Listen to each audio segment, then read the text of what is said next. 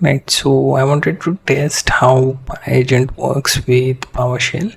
So I decided to check py.dev and copy this particular PowerShell command, and let me open this PowerShell through terminal and move into some directory.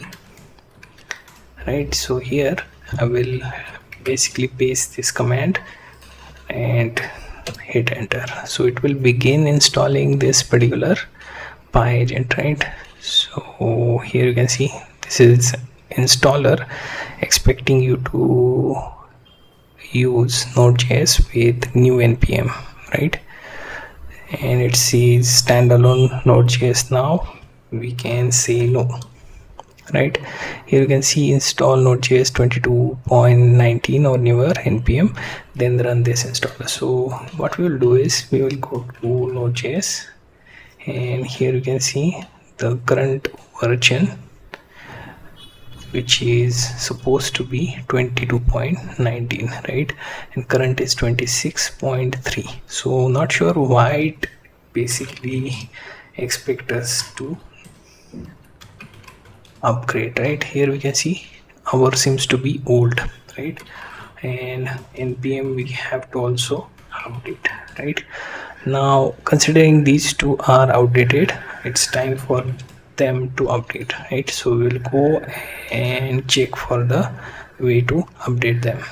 We will just push the typical command npm install dash and npm latest, so it should download the latest version. Hopefully that would be the version that we just checked.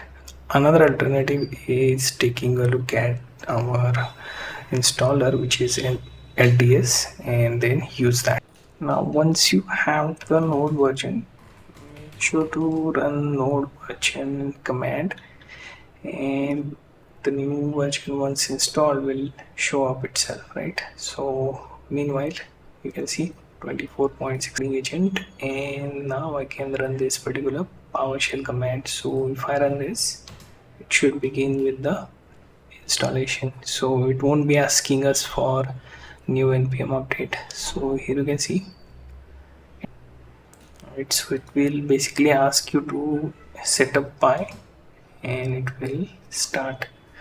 So pretty fancy setup considering it has limited options given at the time of startup. You can see you can also run this in the background by using this command, or just go through installation, which is one of the pretty much same.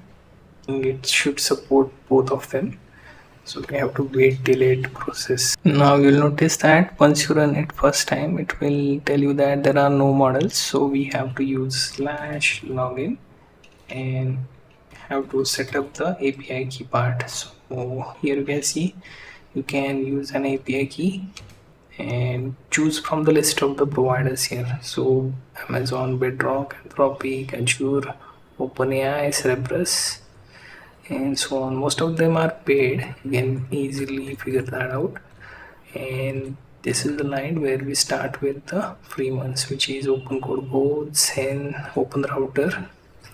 And I want to check whether we have Llama. It seems like that is missing, so I will choose OpenRouter and hit enter. Here I have to paste the API key. Now once you add the key, you can see that by default we selected Kimi K2.6, which is free,